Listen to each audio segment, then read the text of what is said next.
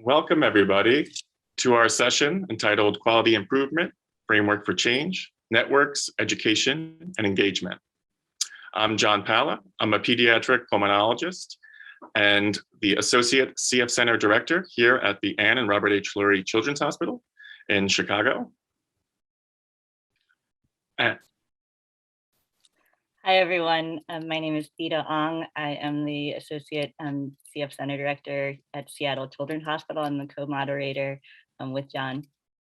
I'm excited to welcome you to this session. And so Thea and I have been working hard to put this together. We're excited for all the different presentations that you're going to see today. Both of us will be hardworking. I'll be more in front of the camera. Theta will be behind the scenes, feeding me questions. So we encourage everyone to use the Slido function and ask questions in the Q&A side.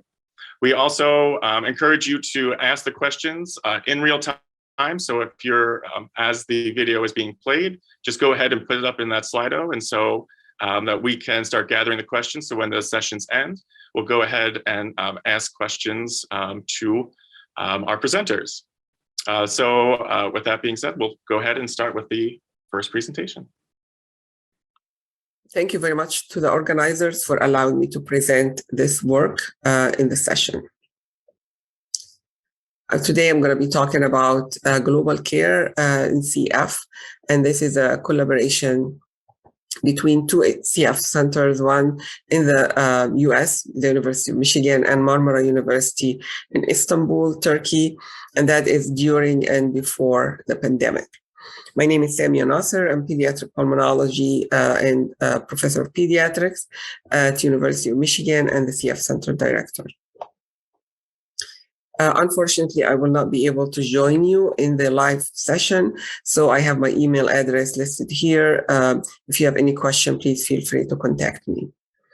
The work was supported by the Middle East CF Association and the Cystic Fibrosis Foundation. This is a map of Turkey, and this is mainly to point out where Istanbul is, and it's the second largest city in Turkey, and it consists of part in the European side and part in the Asian side. There are 25 CF centers in Turkey, and serving around 3,000 CF patients. The largest CF center is in Ankara. CF patients in other parts of the country are either seen in the CF centers or by pediatricians that usually consult with pediatric pulmonology around them.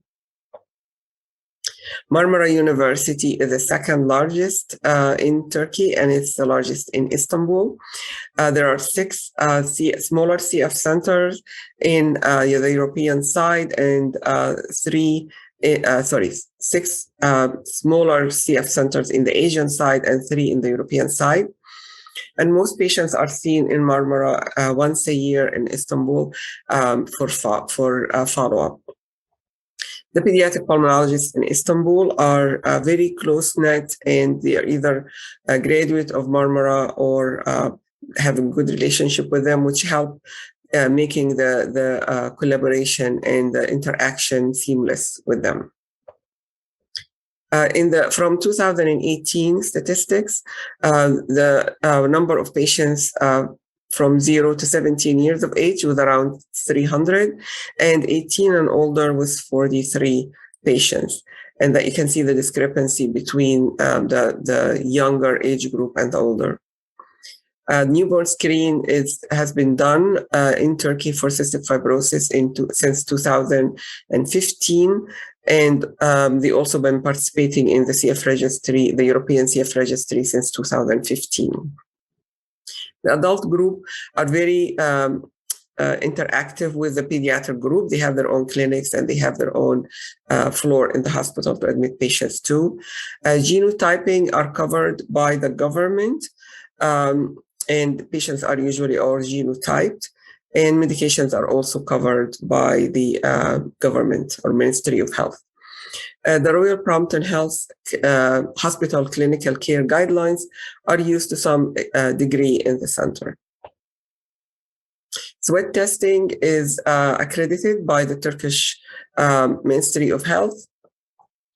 And there are quality improvement and documentations and processes going on. They are following the CLSI document C3, C34, A3 since 2013, and they have their guidelines based on these documents.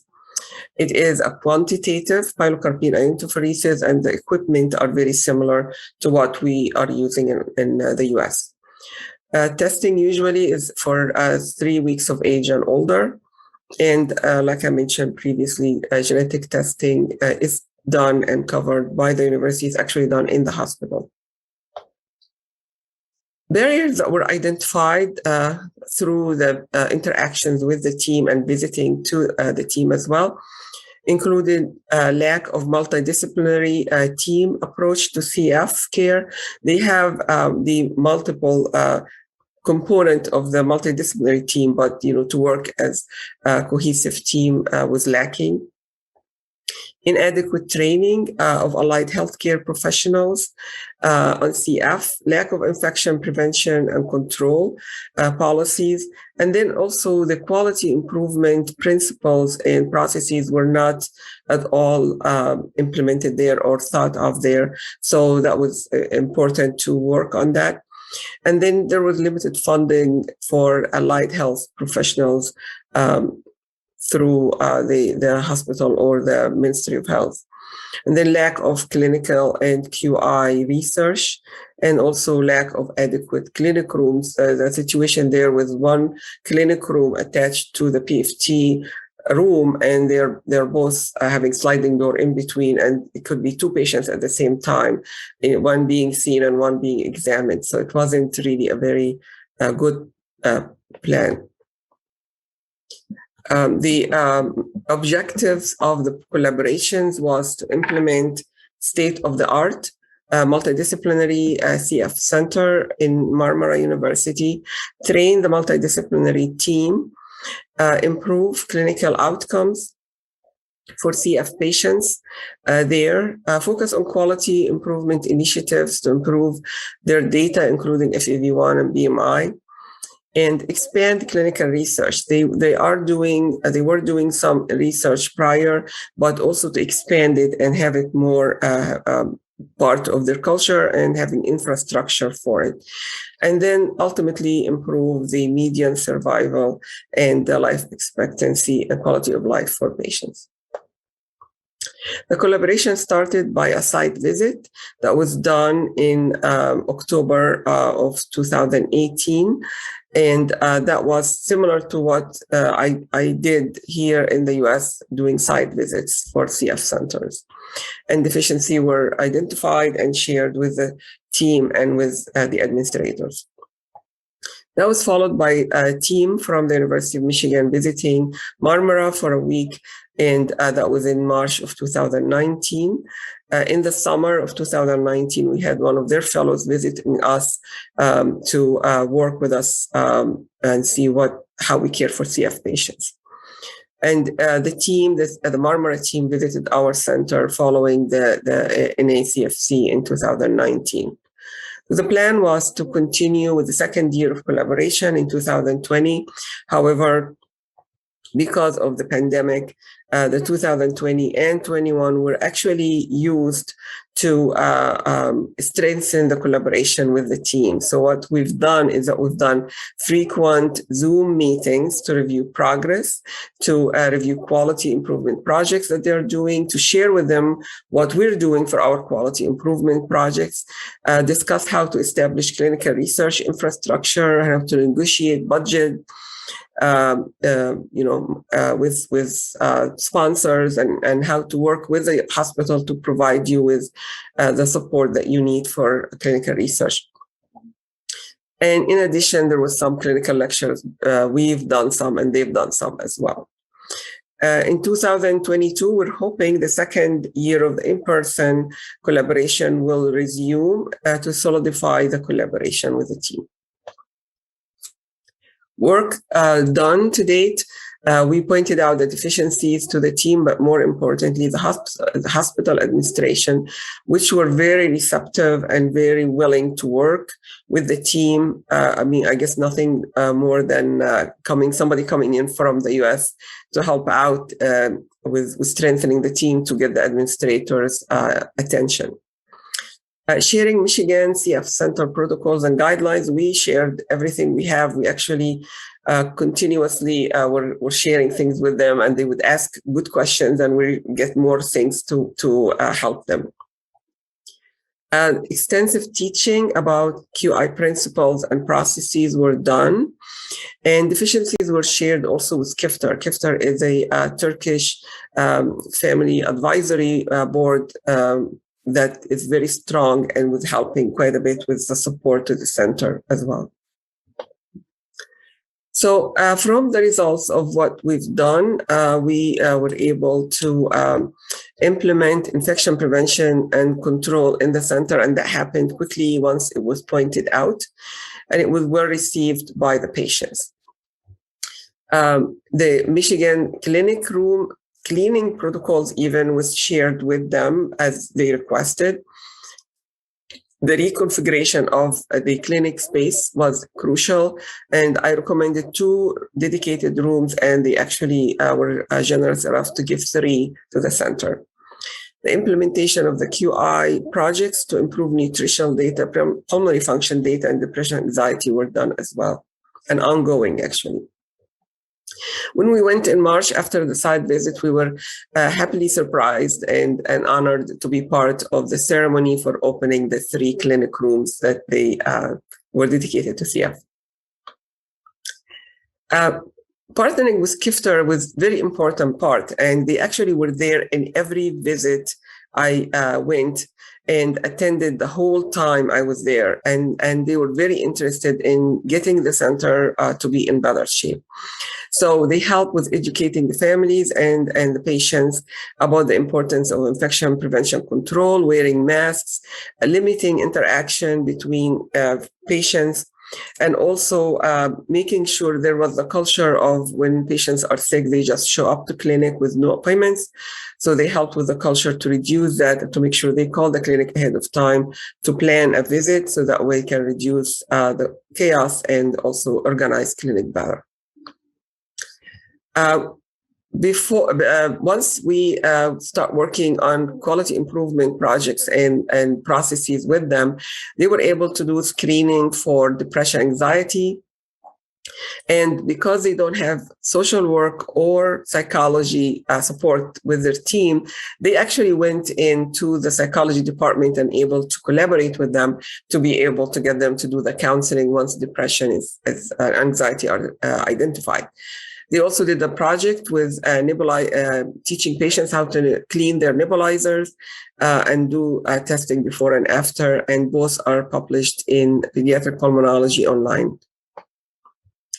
With the pandemic, we were able to do the Zoom meetings to follow up on progress in QI, establish research infrastructure, reviewing abstract submission, and also help drafting papers and summarizing our progress, and also clinical research presentations. There are 2 posters I would like to have your attention to, and hopefully you can review them. One of them is 108, and that's looking at the changes in FEV1 after implementing our standard of care for pulmonary function testing and the algorithms, in addition to the 109 with the body mass index improvement as well. This slide shows you the FEV1 improvement, and you can see that between 2017 and 2020, there was significant improvement of their lung function, as illustrated here, and it will continue to improve, which is really important.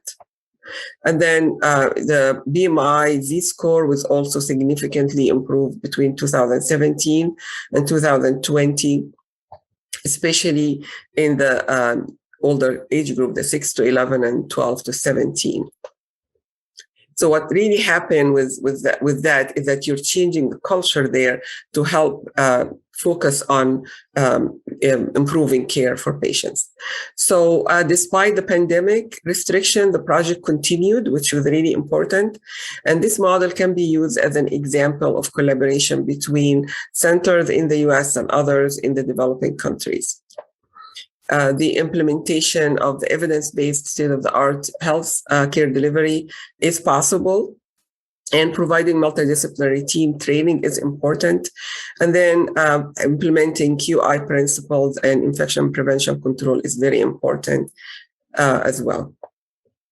Our 5-year strategic planning or vision is really to establish with this pilot state-of-the-art multidisciplinary center in Marmara, and in collaboration with the Ministry of Health to help improve the care of CF patients in Turkey as a whole, and help establish quality guidelines for Turkish patients. And then following the collaboration, Marmara Center will be helping with the training of programs not only in Turkey but also in the Middle East. These are our collaborators in Marmara and University of Michigan. And this is a center of the two teams following the NACFC or during the NACFC 2019. They were planning on coming this year, but unfortunately not. Thank you, Dr. Nasser. We were really excited to present her work in that international collaboration and engagement in QI. Unfortunately, Dr. Nasser was not able to be with us in person today to participate in a Q&A, but we will have her email in the chat. Theta will be putting that in there. And so any questions, please go in the chat and send her an email, and she'll be happy to reply. And for those that are interested in international collaborations here at the NACFC, we recommend that you or encourage you to go review a clinical symposium 16 entitled Developing Country Perspectives in CF Care, which is also happening at the same time as this session. And so that information will also be in the chat as well. And with no further ado, we'll go ahead to our next presenter. Welcome to Dropping QI. My name is Anna Salidas, and I'm presenting this work today as a quality improvement specialist for the Cystic Fibrosis Learning Network. I also work as the pediatric and adult social worker for the Rush CF care teams in Chicago, Illinois. The following relationships exist related to this presentation.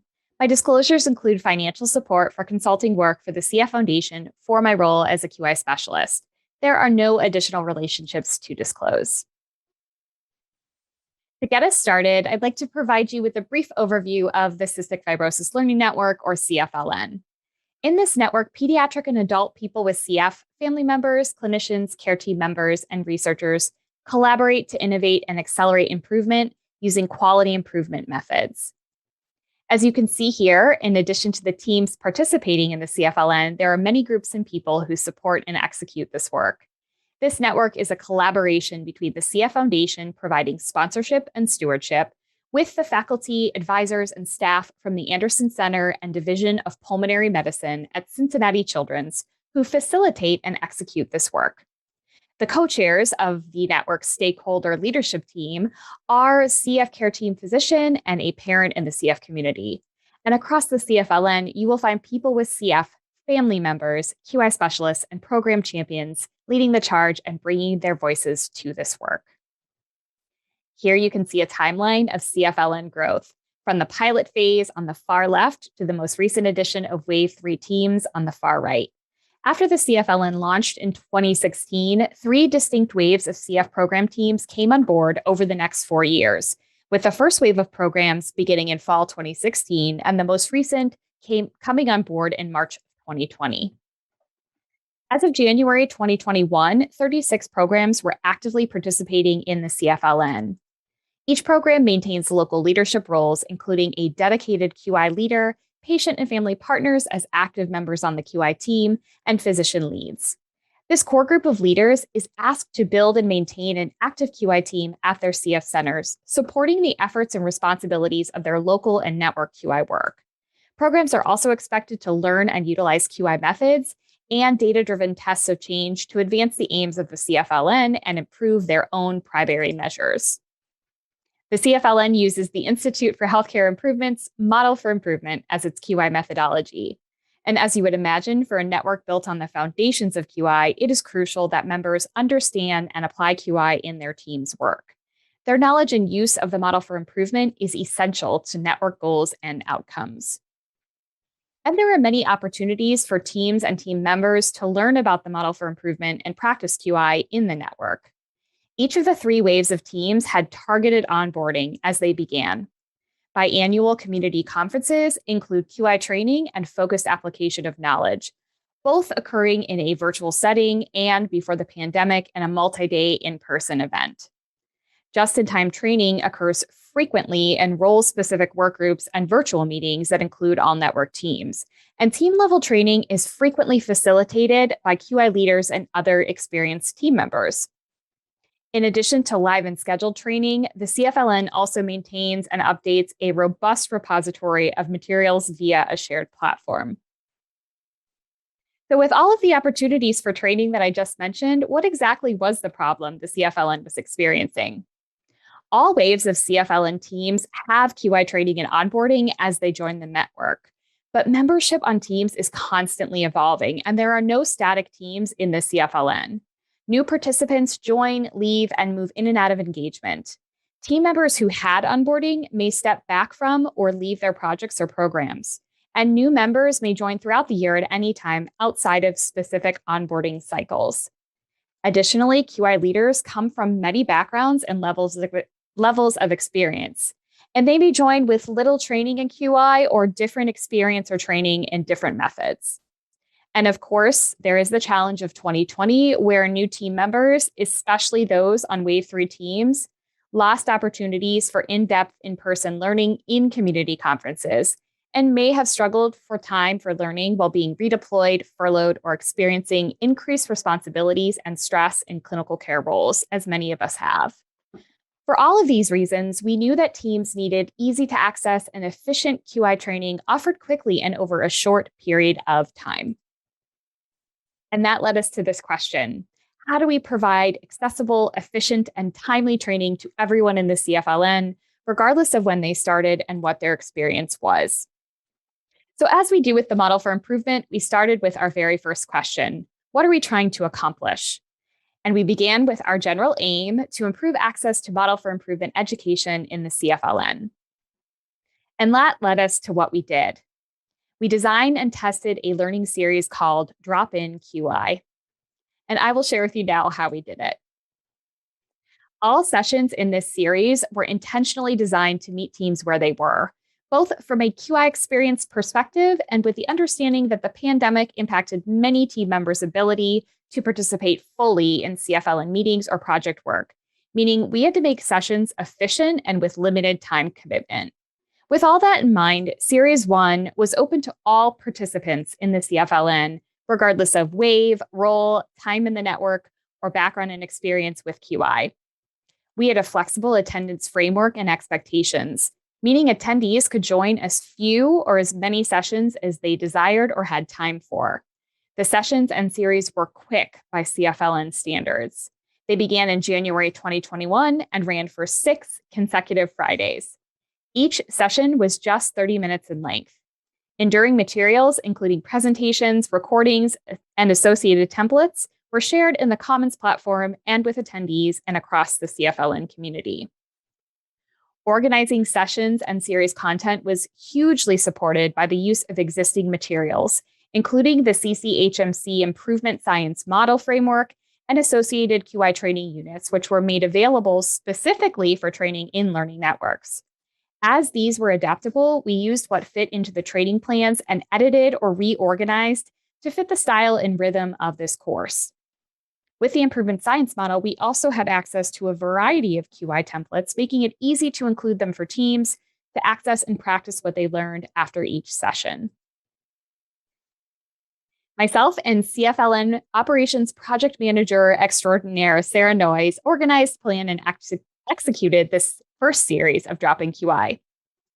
We used Zoom to host the meetings.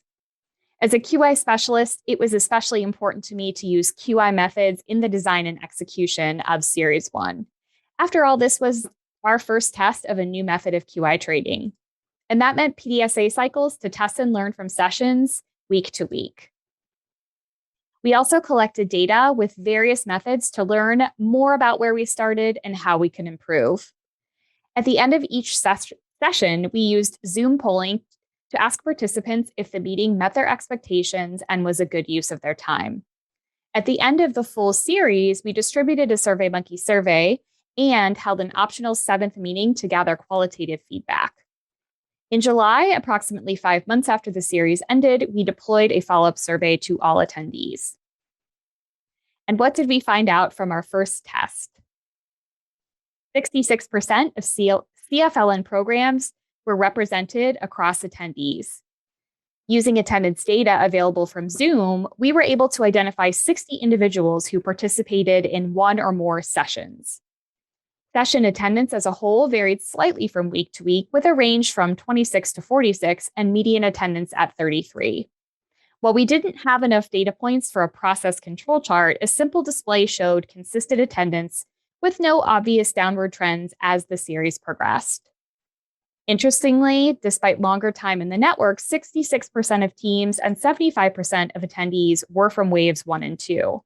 We also saw attendees in roles that mirrored those on a typical multidisciplinary CF team, while attendees in program leadership roles accounted for 19% of patient and family partners, 44% of QI leaders, and 16% of the MD leaders or center directors noted to be in the network in this time period.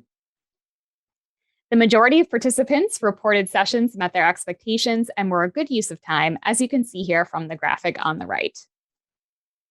And 100% of survey respondents agreed they felt more equipped to work on QI after attending, that drop in QI helped them to understand more about the model for improvement, and they would recommend dropping QI to others on their team. We also intentionally made space for narrative feedback so that in our follow-up survey and the feedback session, we could hear from the voice of the participants as they shared what they liked and what could be improved for learning for us for Series 2. Some of which I will share with you here.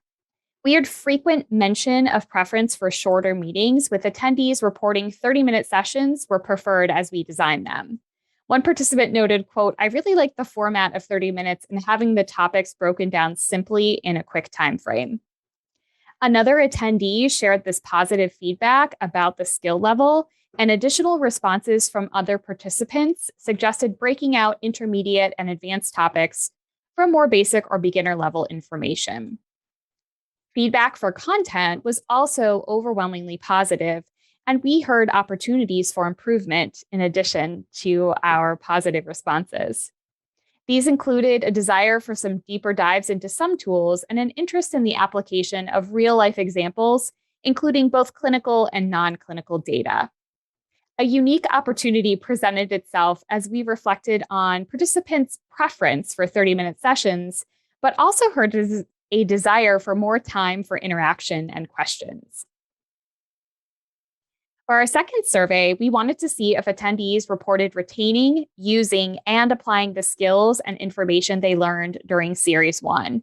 And we were pleased to see these results showed, among other data, 83% of follow-up survey respondents reported applying what they learned since attending drop-in QI, and 50% of respondents reported teaching others what they learned, with a further 41.7% planning to do so.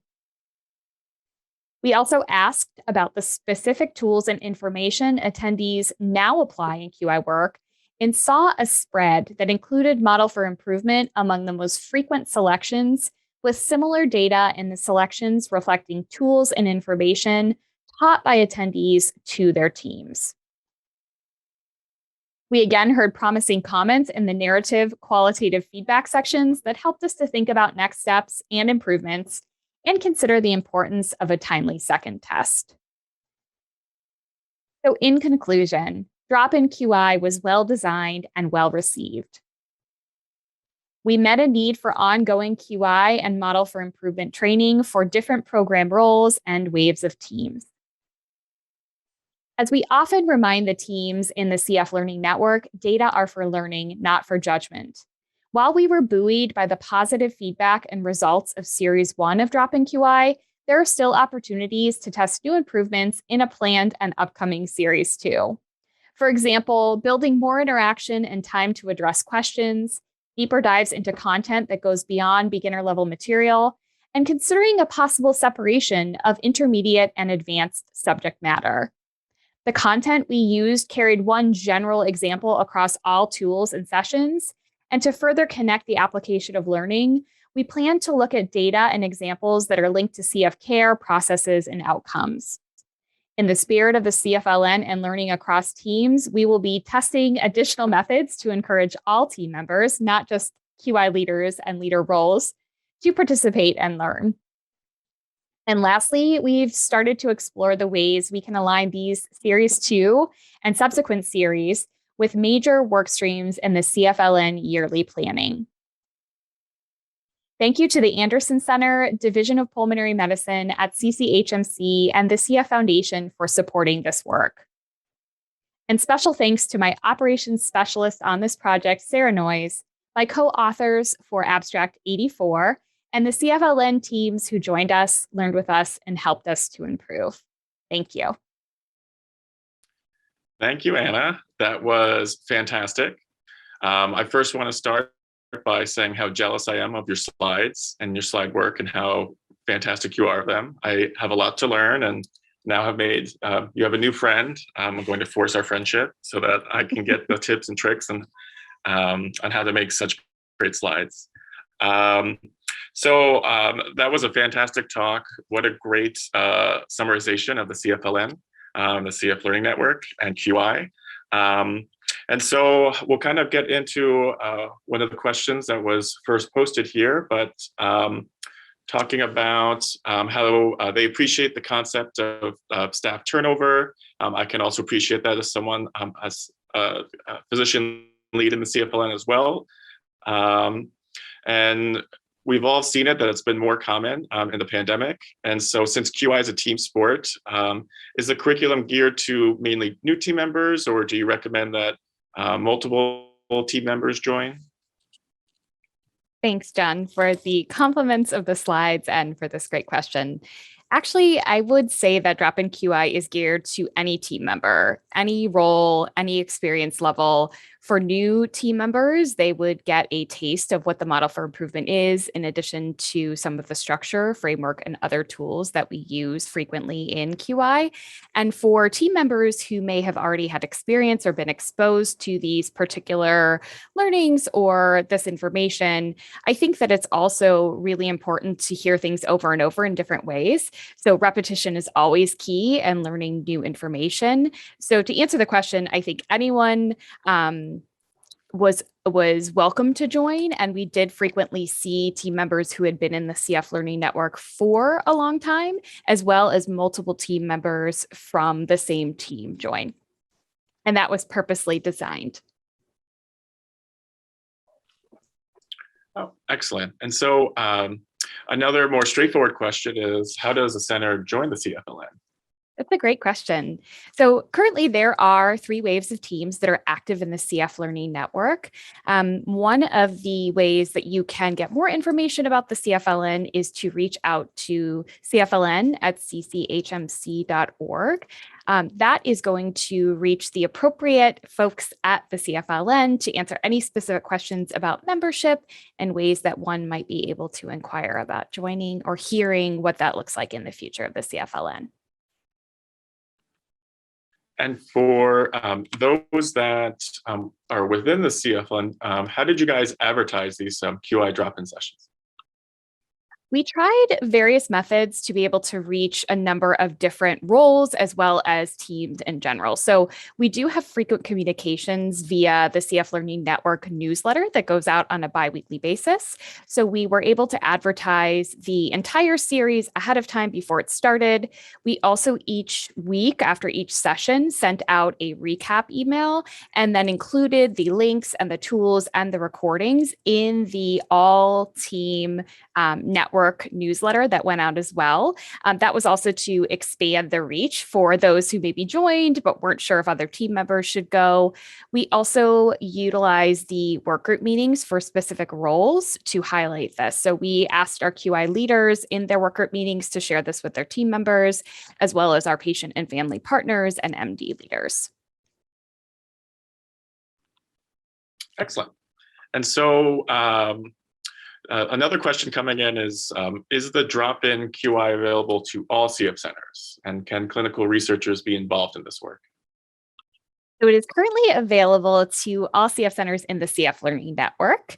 And if there are clinical researchers who are on the teams that are participating, they are certainly welcome to join. So as I mentioned, even if you are not directly involved in the day-to-day QI work of your team in the CF Learning Network, I would highly encourage you to check out a session or two, if they're interested in seeing if the content reaches them in a way that is accessible, to watch one of the recordings.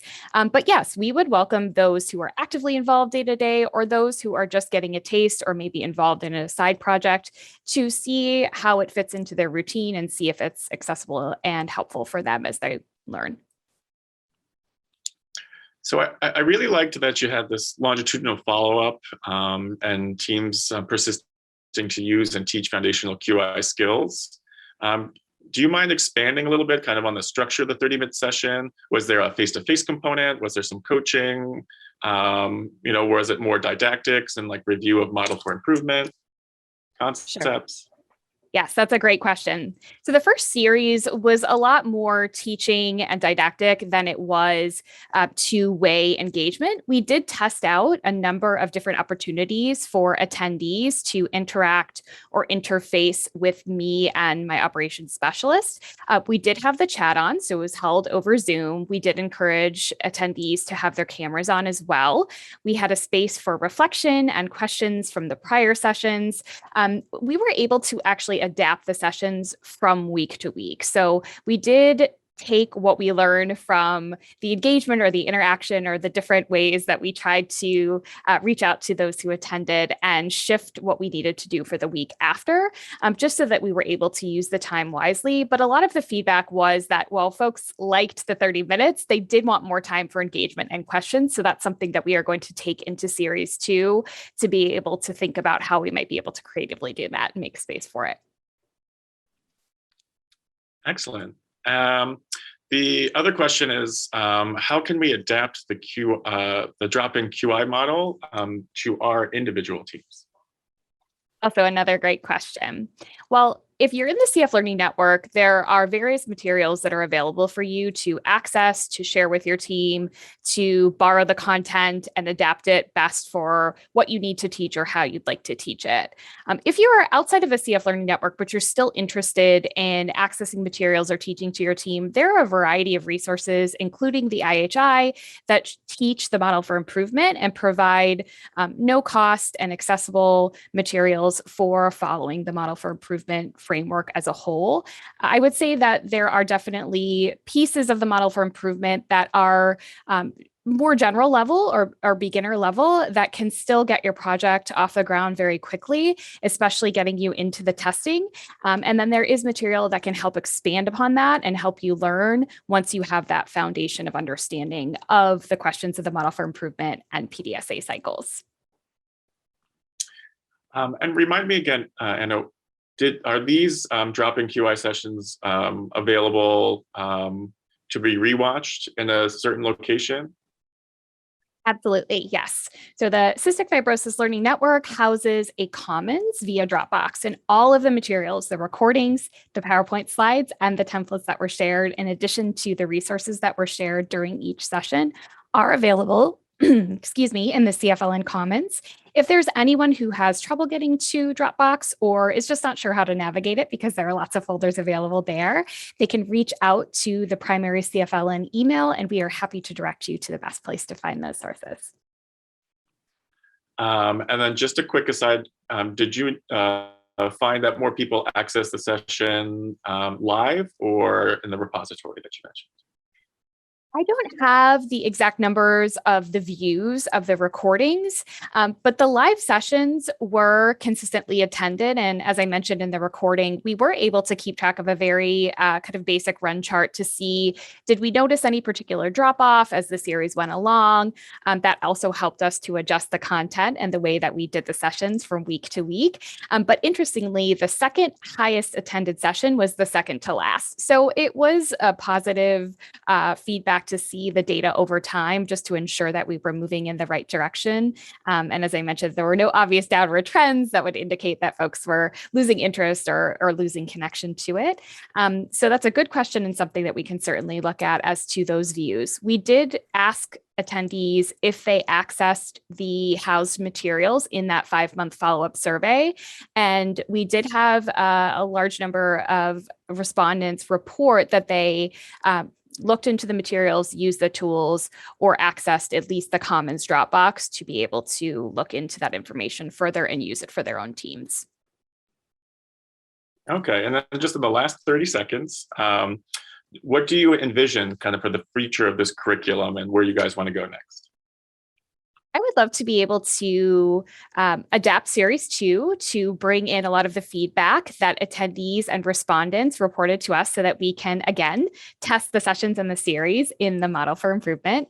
But also the ultimate goal would be able to offer drop-in QI to attendees in the Cfln throughout the year, multiple sessions, and be able to tie those to work streams that would not only help teams bring projects up with what they just learned as inspiration, but also to be able to help them move into new projects and connect all the dots together as they're working through their efforts in the Cfln.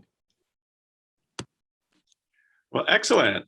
Thank you so much for everything. For everyone, we will be working to get that website on how to get in touch with the Cfln and join the Cfln in the comments or chat. Theta will be working on that. And with that, we'll move on to our, oh, it's in there already. Okay, great. We will move on then to our next presenter. Hello, my name is Shireen Borland and I'm a digital innovation pharmacist working at the Royal Brompton Hospital in London. Today, I'm going to talk to you about how we implemented a digital review service in the national lockdown. I have nothing to disclose. In the UK, the national COVID lockdown was enforced on March 26, 2020. Our National Health Service classified people into different categories according to the severity of their disease and those deemed more at risk of becoming seriously ill if they caught COVID-19. People with cystic fibrosis were classified as clinically extremely vulnerable and advised to shield at home. This meant that they were advised to stay at home. They could not leave their homes except for a small number of reasons, including for a defined period of exercise per day and to attend clinic appointments. They were advised not to go to work and to work from home wherever possible.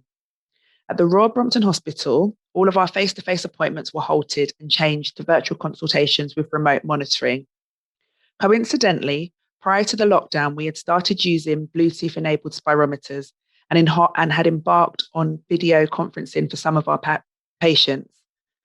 The Bluetooth-enabled spirometers were linked to an app. The app allows patients to remotely monitor their lung function. The data is Bluetooth linked to a clinician portal where clinicians are able to view the results of patients. At this point, we had 162 patients already onboarded. Our objective was to replace all face-to-face clinic reviews with video conferencing, supported by self-monitoring spirometry for adults with cystic fibrosis attending our service. From April 2020, when the lockdown started, 2 members of the adult CF MDT contacted our patients to discuss the virtual service. We offered them spirometers and explained the process of virtual consultations. We explained how the spirometers worked, taught them how to download the app, and how to set up and use the spirometers. The spirometers were sent in the post to patients. To be able to view the results on the clinician-facing portal, patients had to consent to this. Patients were sent text messages to remind them to do their spirometers before every consultations. Engagement of both patients and staff was very important. Staff training on using the platform was also provided. Usually, both patients and clinicians are able to see their spirometry reading in a graph form in their app and on the portal. These results can then be discussed during clinic consultations. We looked at how successful this was between the start of the rollout process in April until the 31st of March 2021. Here are some of the results. As of the 31st of March 2021, we had 558 patients onboarded. Those were patients with spirometers and using the app. Since then, we have onboarded more patients and now have almost 600 patients onboarded. A total of 6,916 sessions were completed in this time. The technology uses ATS criteria to grade the spirometry sessions. From our sessions recorded at this time, 79% of the sessions were graded A to D. Patients who consistently graded ENF for their sessions were referred to the physiotherapy team for coaching to improve their technique. The clinician portal allows you to graphically see the flow volume curve and the gradings of each session. As mentioned, patients were texted to remind them to complete their spirometry before clinic appointments. The app asks the patients the reason for their sessions. Some of the reasons including checking the effectiveness of treatment changes, pre-clinic consultations, feeling unwell, recovery after an exacerbation. Sometimes a clinician may ask a patient to complete a session between consultations. This is not an exhaustive list. Our patients have positively embraced our new service, and we have grown this further. And we now have incorporated Bluetooth-enabled scales and activity trackers into the equipment that we use for self-monitoring. The scales can help patients to remotely assess their nutritional status, and the Fitbit helps to look at activity and heart rate. We have received positive feedback from our patients using the service, and they are enthusiastic to use it and to use the equipment. To summarize, all patients are reminded to perform their spirometry before a consultation, but some patients may choose to monitor this between consultation, and this is something that we encourage. Our clinicians generally feel confident in the spirometry as it's graded using the ATS criteria, and the best spirometry session is selected via the app. The video conferencing platform is not only used for virtual consultations, but is also being used by other members of the MDT. For example, our clinical nurse specialists have used it to complete virtual consultations with patients to flush their portacath or to remove PICC lines at the end of an IV course. Our physiotherapy team have used it for the completion of virtual exercise sessions or nebulizer trials with patients. A small number of patients did not wish to use the service. Some of the reasons for this included concerns around data sharing, access to technology, or reluctance to change. For these patients, alternative options were made available, such as telephone consultations or alternative spirometers where data was not shared. As mentioned, we've grown the service to add further self-monitoring equipment. We now provide Bluetooth-enabled weighing scales and activity trackers to all of our patients. These results are visible on our clinician-facing portal. We are using postal services for finger prick blood tests, for example, to complete monitoring of liver function tests for patients using modulator therapies. And we also use postal sputum samples. Of course, there were some instances where patients had some issues with technology. This could be that they were not able to use the device or issues around using technology. In this instance, members of the team contacted patients individually to try to troubleshoot over the phone. If this was not possible, then in some instances, patients came up to the hospital for one-on-one help. Overall, patients have reported a high satisfaction with the service. They've reported feeling safe completing consultations at home. There is less worry with regard to cross-infection. Patients have gained more time for work, education, and family life, as well as saving money. Despite the success of this implementation, some patients have reported that they miss face-to-face contact with the CF team. Now we are working towards providing a hybrid service. We need to work with patients to introduce a hybrid service, which is a mixture of both virtual and face-to-face consultations. Thank you. Thank you, Shireen. That was quite the feat to do in the middle of all that chaos, and very impressive. And so the first question that comes in was also echoing that you have quite an operational feat for 2 people to contact 580 patients. So it seems like a multiple part question, but basically, was this a full-time job? Especially impressive as you and the adult teams presumably are cross-covering the ICU during COVID. Can you comment a little bit about kind of team coordination and how did you integrate all of these things together? Hi, John. Yeah, thank you for that question. That's a really good question. So we was quite lucky here at the Brompton. So we actually have a digital innovation team, of which I'm part of it. And it consists of, at the time, it consisted of myself, who's a pharmacist by background, and we also had a physiotherapist. So our roles are divided into 4 days working with the digital team and 1 day doing clinical work. So during the pandemic, we were quite lucky that we were able to use our time to onboard patients. So essentially, for the first month of the pandemic, we were calling patients, we were sending out spirometers, we were getting all of the equipment out, and we spent most of our days doing that. So we had the time before we were pulled back into clinical practice to get equipment out and to actually troubleshoot and to help patients to onboard. I think if we didn't have the opportunity to have that time to use to give equipment out, we would have struggled getting all of those spirometers out so quickly. So we essentially used all of our time to do that. Oh, well, excellent. So the next question, so what system do you use for text messaging patients, and how were you able to get tracking devices for all your patients? So the portal that we use for the spirometry, so we use the NuvoAir spirometer device, and on the clinician portal, there's text messages enabled within the portal.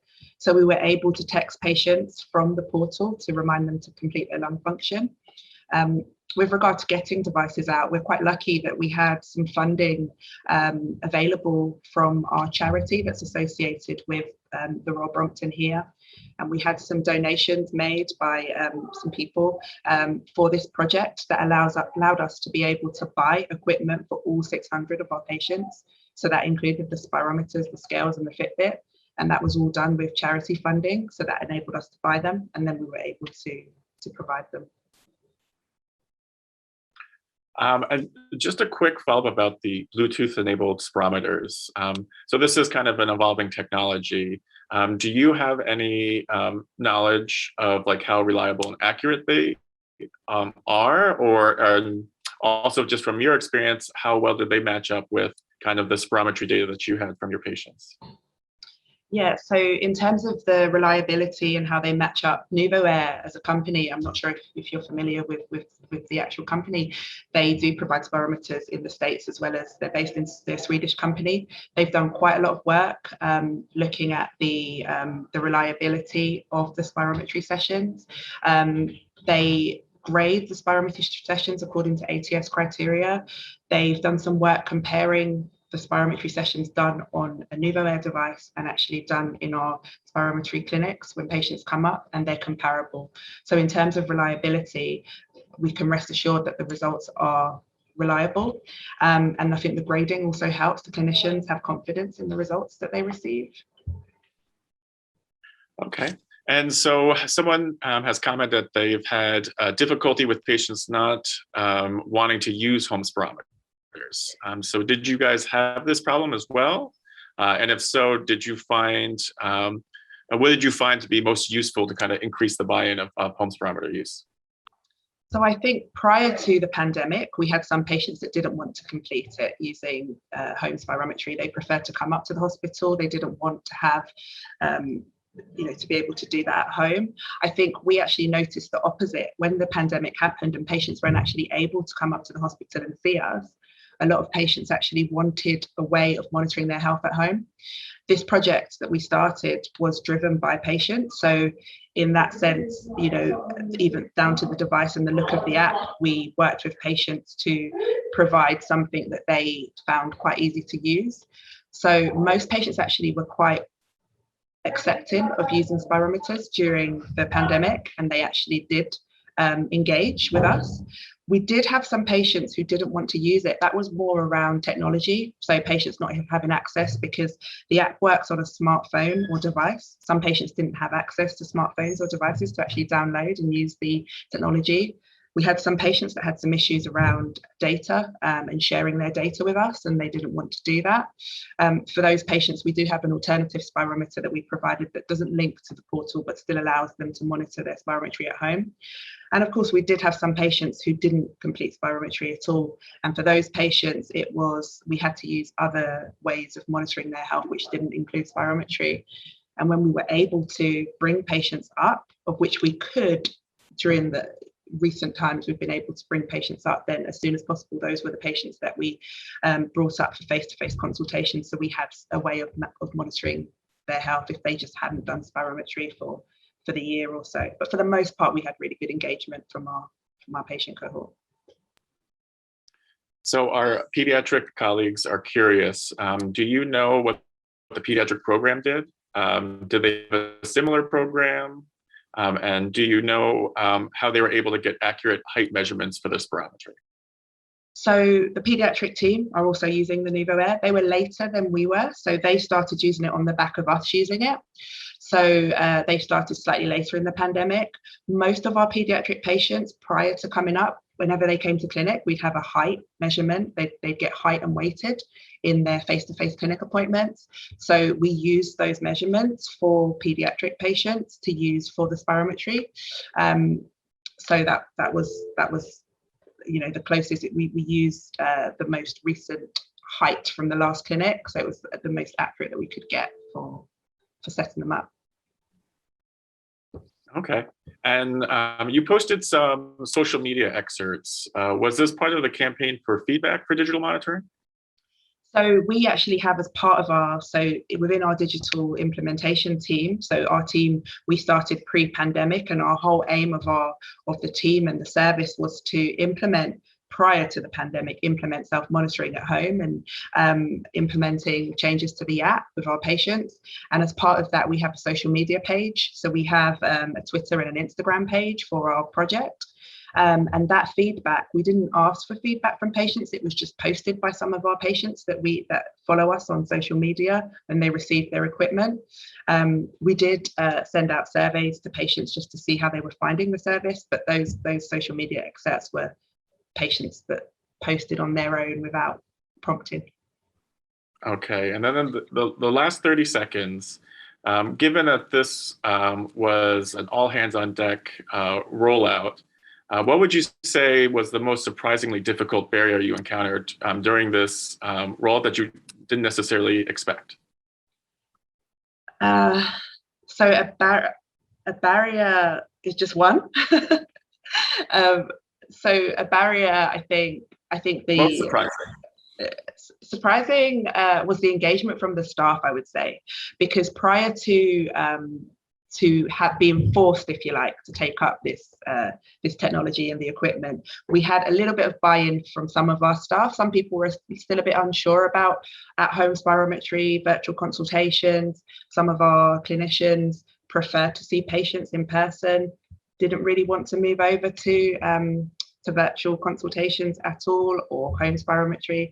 And I think when we had no other choice but to do it, the buy-in and the acceptance of the staff was really, I think, surprising. All of our team were great. They all got on board and embraced it really well. And now we use it, like I said, in my final slide, we're moving over to a hybrid clinic, but we're still keeping the spirometry sessions and the self-monitoring equipment. It's just part of our monitoring for patients now. So I think that was when we first started, we didn't expect to have such engagement from the team. Well, wonderful work, great presentation. We have a flurry of more questions we're just not going to be able to get to in this Q&A session, but we will ask Shireen to kind of go through the chat and respond in real time to those questions. Yeah, so, I mean, I'm happy if anyone, if anyone has any questions, they can contact me directly as well. We can give you some feedback on how we did it, or any other questions people might have outside of this. Excellent. All right. With that being said, we'll move on to our next presenter. Hello, everyone, and thank you for the opportunity to share about the abstract, Partnering with CF Researchers and Clinicians, Understanding the Motivations of CF Community Members to Get Involved in a National Program. My name is Lauren DiMaria, and I work for the Cystic Fibrosis Foundation. I'm a Senior Development Director for the Western Pennsylvania chapter, but I had the amazing opportunity to complete a 6-month rotational position with the Community Partnerships Department this past year, focusing specifically on the Community Voice program. This abstract is the result of some of the work I completed alongside of my coworkers, Enid and Kelsey. I have no relationships to disclose related to this presentation. So a little bit of background. Since 2014, the Community Voice program has been the conduit for the CF Foundation, clinicians, and CF researchers to tap into the lived experiences and perspectives of the CF community. Community Voice is a virtual volunteer opportunity for people with CF and their family members to impact CF research, care, and programs for the entire CF community.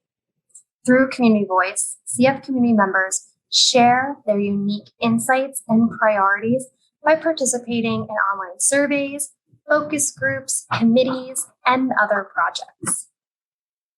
Partnering with the CF community through programs like Community Voice can help the CF Foundation, clinicians, and CF researchers in many ways. But it will help support initiative and program design by ensuring teams better understand the topics and issues of importance to people with CF and their families. It provides feedback or new perspectives on critical questions at key decision points to inform the path forward for their work. It promotes equity by ensuring they are hearing from community members with a diverse set of experiences, including modulator status, race, socioeconomic status, and disease severity.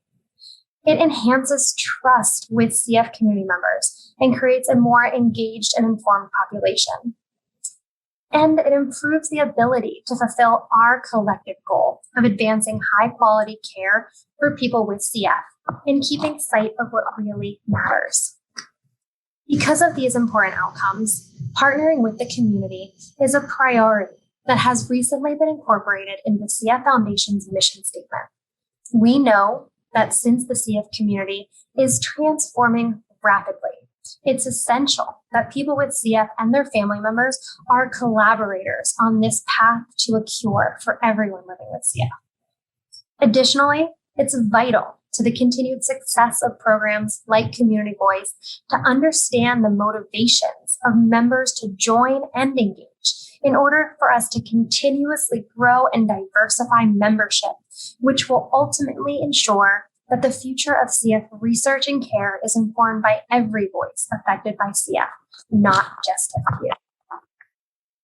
So for our methods, we knew to better understand the motivations of why members of the program participate and stay engaged in this work, we wanted to deploy a survey to Community Voice members. So an email invitation to complete a SurveyMonkey questionnaire was sent to over 1,200 Community Voice members in December of 2020. This survey was open for 2 weeks and was comprised of questions intending to solicit feedback on member satisfaction, identify potential barriers to participation, and understand members' motivation to join, participate, and stay engaged. The survey included 2 open-ended questions.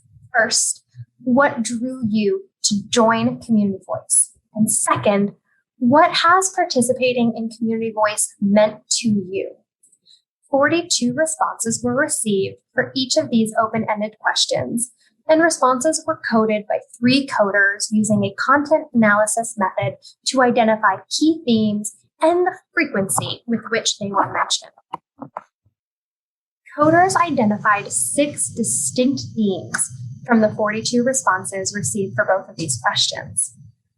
First and foremost was impact or altruism, which is making a difference in the lives of others, which appeared 17 times. Second was informational. In other words, people wanted to learn about topics that they were interested in, which occurred in 15 responses. And finally, a way to share opinions and personal experiences or self-advocacy occurred in 13 responses. Less frequently mentioned themes included gaining a sense of community, advocating for better CF care, and another way to get involved or volunteer. So to highlight the theme of impact or altruism, here are two quotes taken from the open-ended questions that I wanted to share with you today. First, community voice empowers people to be part of this team on an even greater level and gives you the opportunity to truly make a difference for all those fighting CF. And second, it's a way to shape the future of the CF Foundation and ensure that patients are centered in all aspects of foundation work. Here are two quotes to really highlight the theme of informational. First, community voice is a way to stay informed on the latest research and treatment information. It's a great way to fight back and work together towards that cure. And second, participating in community voice has given me an inside scoop on all of the incredible activities that are going on and has brought me closer to the people that are living with CF every day. And finally, to highlight the theme of a way to share opinions and personal experience, here are two final quotes. First, it means I am helping provide my perspective as someone with CF so that more voices are heard. I can use my experiences to help the Cystic Fibrosis Foundation understand the adult perspective. And second, to express my thoughts about what I want to see advanced in CF research is why I participate in community voice. So in conclusion, these findings provided a clear understanding regarding why CF community members want to partner with the CF Foundation, clinicians, and CF researchers, and why these members stay engaged in programs that facilitate that partnership. But these findings were also used to update important program communications and marketing materials, which included the website, flyers, and digital marketing materials. And this was done to improve communication and also support future outreach efforts. Now our materials have language, messages, and images that we know resonate with what attracts people to the programs and what keeps them engaged.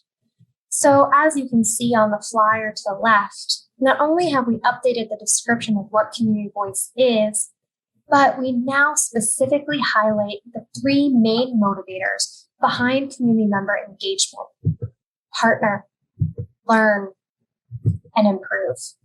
These three words have become our drumbeat and echo in all of our materials. Additionally, our findings provided feedback on the images we were using on materials, and the sentiment of our community was heard loud and clear. It's important to our members that we show not only the diverse CF community in our materials, but also highlight the joy of members, the joy of participating.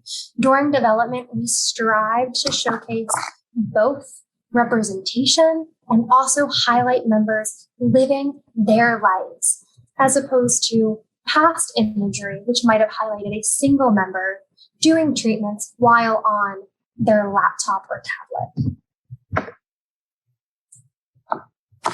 So moving forward, it's important for a program like Community Voice to continue to adapt in order to accommodate the different and evolving needs of our CF community and our members. It's especially important to those in historically underrepresented and marginalized populations within the CF community. For example, communities of color and Spanish-speaking communities. Recent research done with 71 CF community members who identify as a person of color show that it's not only important for people to have a voice in the CF community, but that much less people feel that they are currently included in the community and in CF research. Within this research, we also saw that representation was a major barrier, contributing to not feeling included as people of color in the CF community. Many indicated that not seeing themselves on flyers, social media pages, and websites led to decisions to not engage in opportunities and programs. For more information about this research, I encourage everyone to check out poster number 322, entitled Communities of Color Provide Insights to Engagement Barriers. So in the future, in order to best engage with and meet the needs of these populations, the Community Voice program will continue to assess whether the motivations and the messages depicted in this presentation continue to resonate with those in historically underrepresented and marginalized groups. So thank you so much for the opportunity to share about this important work and to tell the story of how the CF Foundation is engaging with and learning from people with CF and their family members. For information on Community Voice program, you can contact communityvoice@cff.org. Thank you so much. Great work, Lauren. Really, really important, highlighting the importance of community partnerships and engagement. And so a couple of questions, and I think this is also speaking to that last slide and the health disparities talk yesterday. But I think one would be that within Community Voice, are you guys collecting demographic data of participants in the Community Voice? And are there efforts to seek perspectives for people who are not using a platform, particularly from diverse or underrepresented populations? Yes, for the first part of that question, those demographics are collected. When someone first registers for Community Voice, they are asked to fill out an informational survey to really gather more information about them. And from their perspective, it's really to collect, some of their interests and background so that we can provide them with personalized surveys and experiences for them to participate, but it's also a really great chance for us to collect some of those demographics as well. And then for the second part of the question, when it comes to really reaching and targeting those underrepresented communities, that was a big reason behind a lot of this work. And, a big part of that is to first build trust with those communities who have been historically underrepresented in the past. And part of that was looking at our materials and revamping them and adding different photos and really including our current members as part of those marketing materials. And then, we're really reaching out and re-educating or just educating, our community about what is Community Voice and the importance behind it. So partnering with care centers for this education, even our foundation chapter staff, and really letting them know that we want and need more members in general, but it's really important that we're starting to hear from those communities that have been underrepresented as well. And that ties in nicely to the next question. Are the information and e-questionnaires for Community Voice offered in Spanish? As of right now, they're not, because the projects and surveys that are going out through Community Voice have been in English. So in 2022, we're really prioritizing the translation services so that both the program and the marketing materials are available in Spanish, but also that the opportunities that are going out to the communities are available in Spanish as well. Well, great. And so the next question is looking at kind of collaboration with the CF program. So are the materials you showed readily available for any CF programs to promote Community Voice participation? Yes, so all of our materials can be found, or at least flyers and our FAQs can be found on our website. But you can also contact Community Voice at cff.org, and we can send you all of our new materials as well. Excellent. And so is there training or support available to engage in Community Voice and become an active participant? So the first step is typically just to register if you're interested in being a part of Community Voice. There's no prior training needed to be a member. It's really just based on your experiences. So you don't need training in research or anything like that, because the survey questions are going to be about your life and your perspective and just your lived experiences. So you can go to our website and just register to be an active participant. And then once you're registered, you'll start getting these personalized opportunities right in your inbox, and you can choose how you participate from there. So participation ranges from completing these 5-minute surveys to serving on committees and getting even more involved. And you can kind of just see how you feel once you get started. Yeah, and that segues really nicely into the next question about kind of partnership with the local CF centers and the CF chapters.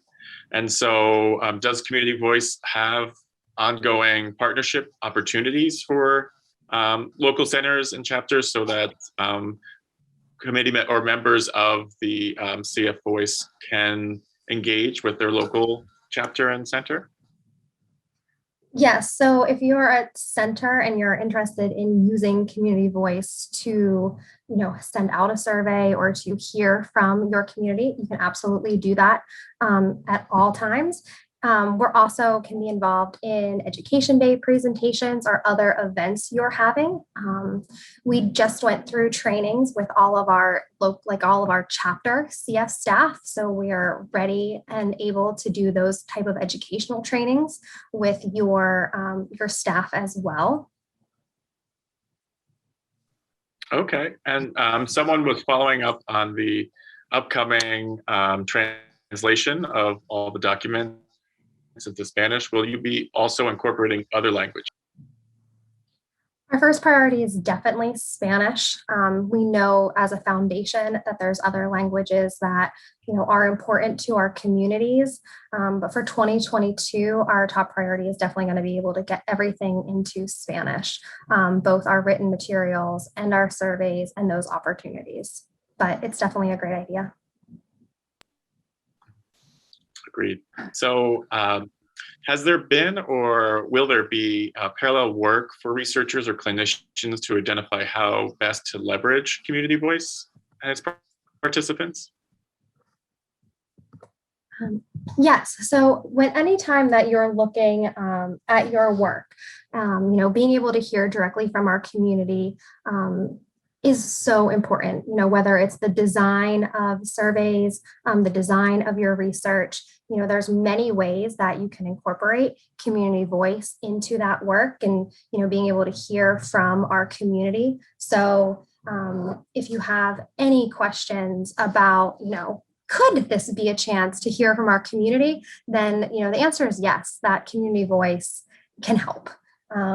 So don't hesitate to reach out. We work closely with researchers on just even engagement best practices. So yeah, absolutely. Okay, and then moving forward with Community Voice, as we're getting feedback from community members within the CF community, is there potential or to look forward in the future for agenda setting within CF based on some of this feedback that we're receiving? I'm sorry, can you repeat the question? Yeah. Looking for action items within Community Voice, meaning we're collecting this information from our community members, and is the next step to potentially use that information for agenda setting? Yes, absolutely. So the foundation itself uses Community Voice when it comes to prioritizing, research and kind of where the money is going, and really being able to listen to our community members and make sure that our priorities in care and research is always going to be a top priority. We want to make sure that we're meeting the needs of our community and also meeting their expectations. Well, excellent. really interesting collaboration between the community and really great work. We are actually at time. So any other questions, just leave in the chat, and then we'll see if we can have Lauren's contact info put in there via Theta. But since we're at time, we'll go ahead and move forward with the next presentation. Hi, I'm Dr. Nicholas Antos. I'm the CF Center Director at the Medical College of Wisconsin and Children's Wisconsin in Milwaukee. And I'm going to talk about sustainably implementing impactful pre-visit planning using the electronic health record. I have no conflicts to disclose. This was supported in part by the Cystic Fibrosis Learning Network grant and through our CF Center grant as well. And so for background, as you all well know from your own experiences and from this conference, both this session and throughout the conference, I'm sure, quality improvement is a major part and a backbone of CF care. At our CF Center, we've actively had QA projects for nearly 2 decades. It's been a major part of our CF Center. With that, we also joined the CF Learning Network starting in spring of 2020, and soon after we joined the Telehealth iLab as well. And it's through this network that a lot of the backbone of this project came from. We decided to focus the project on pre-visit planning, and there was a lot of different things we could do, but we chose to focus on pre-visit planning because it was something that we already did clinically with our CF team, and I'll talk about that in a minute. We wanted to figure out a good way to include families in on this process. And so our global goal was really to improve the collaboration with and preparedness of families for their CF visits. And our specific aim was to successfully have a pre-visit planning contact with 60% of the patients within 90 days. This was delayed somewhat because our first meeting and where we talked about this was just a few days before everything shut down for COVID. And so we changed that to 90 days of whenever clinic were to start again. As a little history and context, as I mentioned, we already pre-visit planned as a CF team, specifically after a CF Learning and Leadership Collaborative in 2004, we started having weekly CF team meetings with all of our team members to review all of the upcoming patients. With that, we talk about information about the patients, see if they need labs or imaging, and specifically identify what team members will see the patient at that visit. And this is recorded on a sheet. How this has looked has changed over time, and the current iteration is as an Excel spreadsheet, or then our CF nurse will record what team members are going to see the child. And so this background had been going on for a long time. Then about 3 years ago, we also started giving the family a paper agenda at the start of the visit. And so this was really our first foray into co-production and pre-visit planning. Now, it wasn't really pre-visit because it was at the visit, but at least it gave us an idea of what sort of template would work for families. With this, it would include a list, as you can see here, of what team members they were going to see at the visit, other labs or the like that they needed. And the family was specifically invited to let us know if there was someone not indicated that they would like to see, or any other comments or thoughts. And so with that background, in planning our intervention for our more formal pre-visit planning, we really wanted a way to invite the family to join in on those weekly pre-visit meetings. Obviously, they couldn't attend the meeting, but in a way to be able to know what we were talking about and also be able to chime in with any needs they have. There were many different ways that we discussed that this could be done, but we wanted something that was fairly simple and most of all, something that was sustainable. And so we decided to send the pre-visit message as a MyChart message, an e-message through Epic, and we use Epic systems for our electronic health record. This is sent immediately following our CF team meeting. Our current message is shown here. There were a few different iterations we went through, which I'll talk about in a second. Additionally, if they're not on MyChart, then the nurse will call the patient. Now, we are lucky that more than 80% of our population is actively on MyChart, and so it was feasible for us to catch most everybody using e-messaging. The message that we send includes information on who they are going to see at the visit, what team members want to see them, very similar to the paper we gave before the clinic visit. This includes any new information for them, including with the pandemic, you needed to make appointments at our lab. We also changed the location of our clinic during this time. And so all of those different things can be included in this message. We mentioned other patient-specific needs, including as here, if an oral glucose tolerance test is needed, if they need labs or the like. And then we've included some questions for the family. And that has changed a little bit over time, in part because we learned a whole lot about e-messaging during this process. So the first version of this message that we sent had a very nice bullet pointed list of specific things of how they were doing, if there were any symptoms, if they had any home care needs and the like. And we learned a lot from feedback directly from our family advisory board and our patient and family partner on how these messages actually look and work. So from the team side, it is fairly easy to send a message, and you can set up some smart phrases that has much of the information and then personalize with the little bits that are specific to that patient.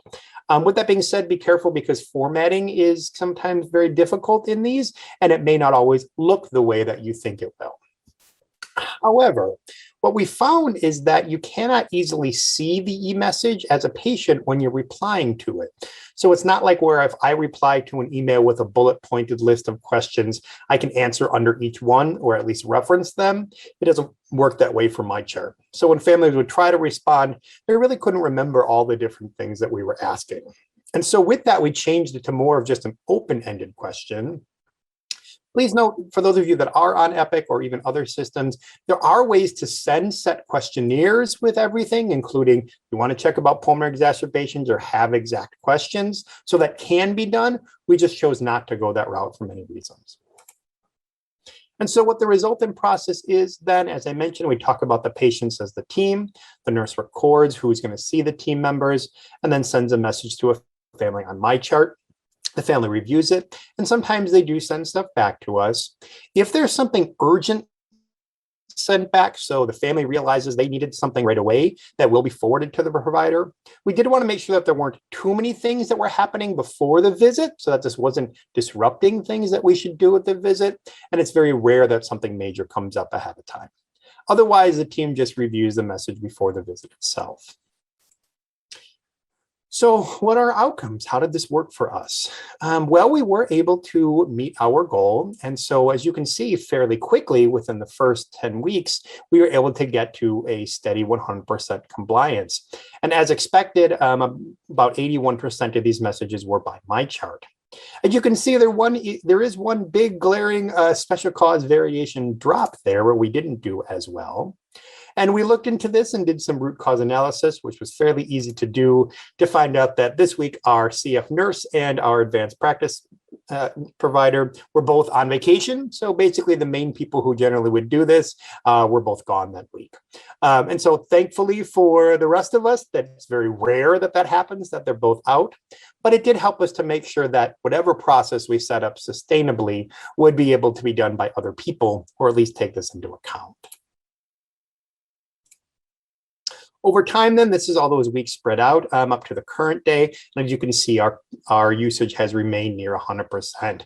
The little drop recently was actually happened to be that there were just a lot of people in those weeks that were not on my chart, and we couldn't get a hold of them by phone. So it didn't reflect a problem with the e-messaging. So then we wanted to see how this was actually affecting families and if it was adding value for them. What we found is that the majority of the time the messages are read. So about 80% of the time those messages are read. And again, with the fact that this represents 80% of our population getting a message and then 80% reading it, that's actually quite good, especially as in much of the literature, it's something closer to 30% of the patients who are actually on my chart and about half who would actually read. There's been no significant drift over the past year or so either. And so we were worried that, and this chart, by the way, is monthly. We were worried that over the months that people would get disinterested or not think it was as important and stop reading it. And that, in fact, has not happened. We then asked the families using a survey in clinic of whether they felt the pre-visit planning was helpful for them and if the needs that were brought up in the pre-visit planning were addressed. And as you can see, very few people disagreed with these. So very few people thought that it did not add value. And the majority of people did agree or strongly agree that it did add value and their needs were addressed. There was a fair number in the middle that were kind of on the fence of whether it was useful or not. And considering this is meant to be accessory information of things that they should already have an idea of, that wasn't that surprising to us.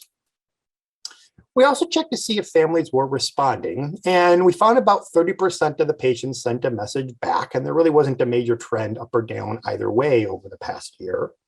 And please note, there was really no set goal here, meaning I'm not sure whether 30% is good or bad, partly because we don't ask for an active message back to us. We simply let them know, ask them to let us know if there are any needs. So considering that, this is probably a fair number.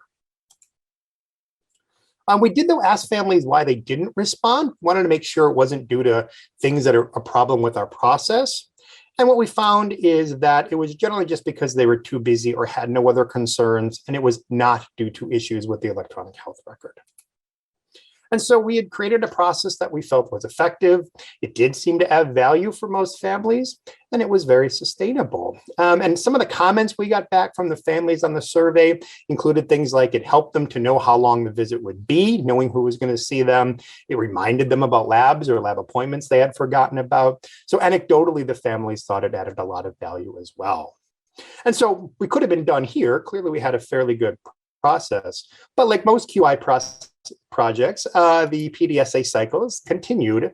And so as a balancing measure, we found that it really did take our CF nurse a fair amount of time to send these messages to the family. So we wanted a process that was more efficient and one that could easily done by other team members, like, as I mentioned, when she happened to be out. And I will say our CF nurse was very adamant that she liked doing it and felt it was an important part of her role, but we wanted to figure out ways to make it happen more automatically. So what we were able to do is make our pre-visit planning messages happen a little more automatically, or a lot more automatically, by Excel. So what happens now is that when the CF nurse checks who they're going to see, as you can see here, that will then generate a paragraph that includes who they're going to see and that other information. And you can also fill in any set information on a different row in this chart.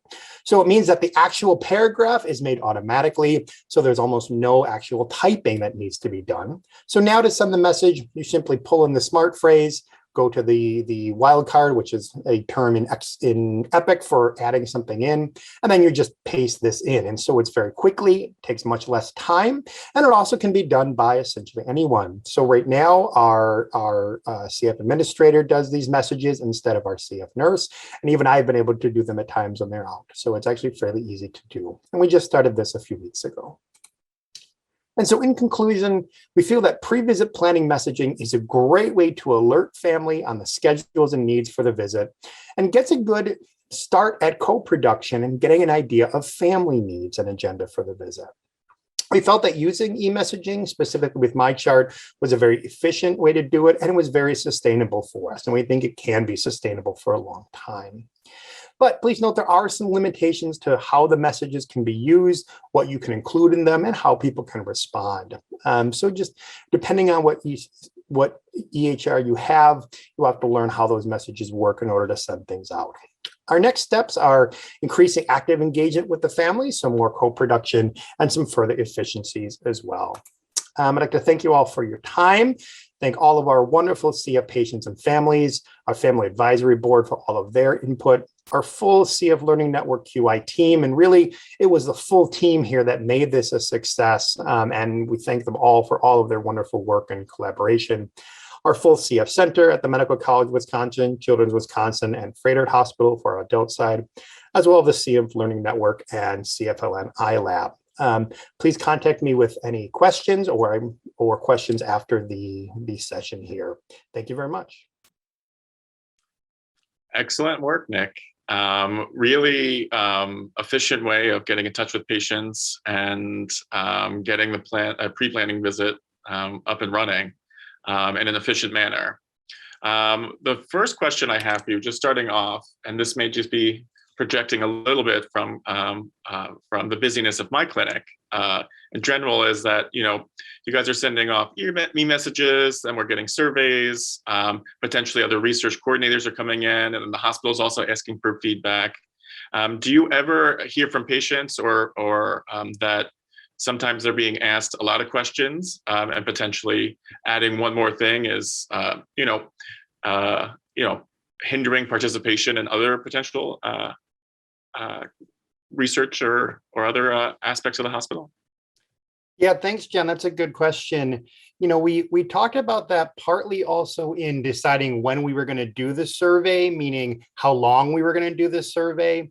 The way we did it was just a piece of paper that we handed out in clinic when they checked in for their visit. And so they were essentially able to do it when they were just sitting through the visit. And as we all know, there tends to be a fair amount of downtime during the clinic visits, so it made that fairly easy to do. Also, it was completely voluntary since it was just a piece of paper. If they didn't feel it was useful to do it, they didn't need to. Also at that point, because it was soon after we restarted the clinic after the pandemic, we unfortunately didn't have a whole lot of other research studies or team members that were necessarily there at that time. And the experience of care survey was not yet back up running. So there was plenty of time for them. But that's partly why we've since stopped doing that survey once we've gotten the answers that we wanted. Excellent. So the questions are pouring in, so we'll make good work of it. So what patient-parent education or patient-parent education did your team do to prepare families for the pre-visit planning process? And do you have my chart in Spanish? I'll answer the Spanish question first. Unfortunately, no, there is no way to do the My Chart in Spanish at our institution, and our message is also not translated. So no, for those patients, we don't have that ability. They are, though, contacted by phone with an interpreter for their pre-visit planning. So it's a slightly different process. As for the first piece of how we educated the families on it, for PDSA cycle 1, essentially where we just tried it, we actually didn't do anything. We just sent it out to see what happened, partly because we wanted to see if this is something that really could just work on its own, knowing that no matter what education we do for families, not all of the families are going to see it or be able to read it anyways. And initially, we did have a lot of good success with that. Subsequently, we've also then put it in our CF newsletters and mentioned it at our education days as well. So people know not only that it's there, but also what we're looking for, trying to increase some more of that active engagement during that message. And the next question is, did your patient-family partner have specific contributions or opportunities to design this work? And if so, how did you engage with them? Absolutely. I'll say that's been one of the greatest parts of the CF Learning Network for us was forcing us to have those set meetings every week, or at least try to, which is often hard to do. And then having that patient and family partner an active part of that team. And I don't know if Karen's on, but a big thank you to Karen for being that patient and family partner. And so we did that actually in 2 ways. She was there for all of our planning and really talking through what the best way and what would work best for the families, and also making sure that what we were sending wasn't overloading the families with information, and so that we weren't adding burden to them. I will say one of the other pieces that was quite useful is we had our family advisory board, our full family advisory board, meet with us during this process as well as we were rolling it out. That was in part because of some other COVID needs, but also for this. And so with that, we were able to really, as I mentioned, learn what it looks like from the family side. We didn't know that you couldn't respond to bullet points, or that there really wasn't easy ways to do those formatting and questions. And so that was essential both for learning what it looks like to the family, but also kind of learning how it can help them. So absolutely. And we continue to have those regular meetings and try to do weekly meetings to this day.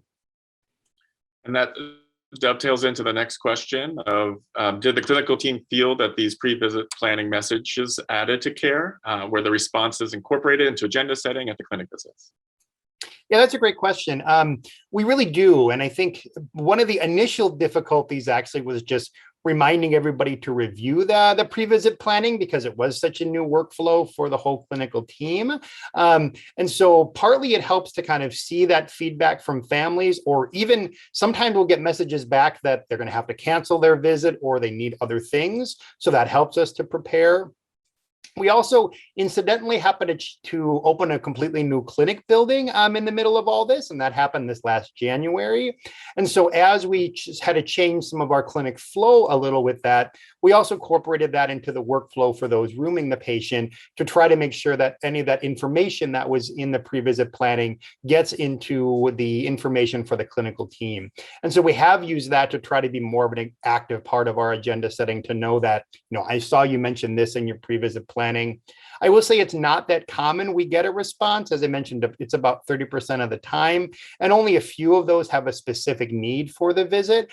So that's still a piece that we're actually actively working on now, is how, or really if we want to have more of that active feedback in that pre-visit, please. And so people seem to want to know two things, like A, how many patients do you guys see per week?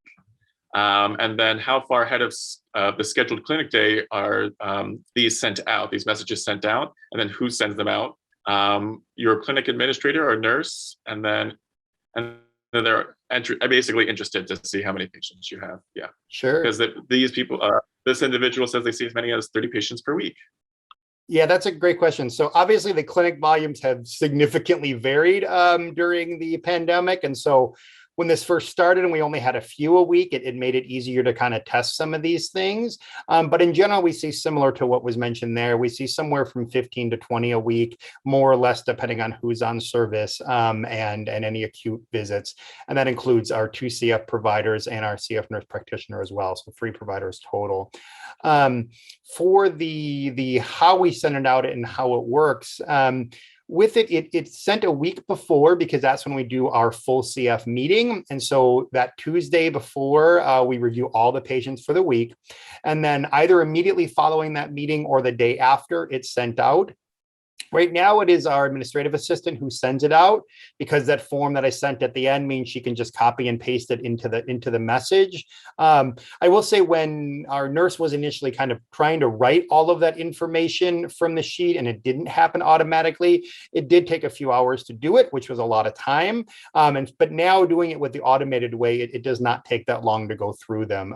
Even I'll say when other people were out and we first did it, I tested doing it myself, and it did not take too much of my time to be able to do it either. So doing it that way, it makes it much more efficient. With that being said, it definitely does take a fair amount of time, and you do have to make sure there is someone truly slotted to do that role, or it will certainly be missed.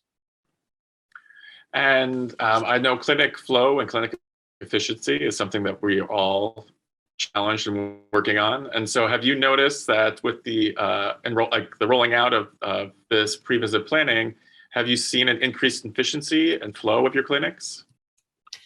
Yeah, that's completely confounded by our new clinic, I'll admit. But I definitely think it has for a few reasons. Partly because one of the feedbacks that family gave us a lot that I was very surprised by was how many people were like, oh, I forgot I had a visit, or suddenly realizing they had to cancel because of that message. And so that alone, I think, makes things easier, because then we know, okay, that patient's not going to come, so we can plan for that. It also has helped from the lab standpoint. So since the pandemic now, we have to schedule our lab appointments beforehand. And so we use this message as an opportunity to make sure that families know they need to do that, and to make sure that they know that they're going to have those labs done. And that helps us plan better for making sure that we have those appointments, or also knowing that if we didn't get a response for the family, that we may have to make that appointment or find out another time to do it. So that definitely helps from a flow standpoint, that we have a much less unknowns of where the family is at from that whole scheduling standpoint. The families also said that knowing how many people they are going to see actually helps their flow, because then they know about how long the visit's going to take, more or less. So they know if it might be a shorter visit or if this is going to be a full visit with all the team members. Well, excellent. So we are at time that's allotted. Oh, do we have one more? No, you have one more. Sorry, we have time for one more question. Sorry, I'm getting word from Theta. So does your team this is what I'm trying. Okay, does your team still day of visit form? Oh, does your team still use the day of visit form for patients that do not use the electronic? I guess this question is asking for access for those that are electronically unable to complete the form. Do you guys have a day of visit form that's complete? Yeah, I think they might be talking about that paper form that I showed initially that we handed to the people on the day of the visit. We don't use that form anymore, partly because the way our new clinic setup is, that's a little bit harder to give to patients as they walk in, of giving them that specific piece of paper for that person. And there's less people who need it. So we haven't yet. That's been part of the discussion of now that we kind of focus more on how do we make sure that we have a great agenda for that visit and more on how to transition this from just pre-visit, but at visit agenda setting, as it were.